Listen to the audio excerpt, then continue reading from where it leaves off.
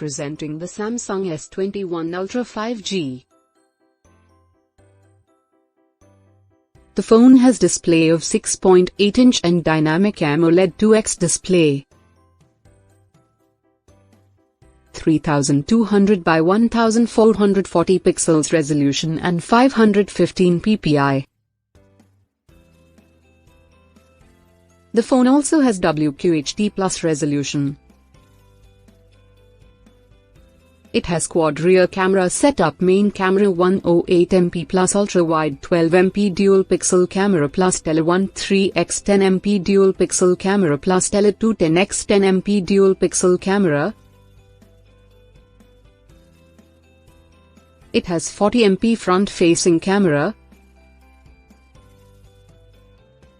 It has 16 colors. It comes with 5000 mAh lithium-ion battery. It has 12 GB RAM and 256 GB internal storage. It supports dual SIM, nano plus nano, and dual standby. It runs on Android Pie v10.0 operating system. It also features rear camera and front camera, dual SIM and camera,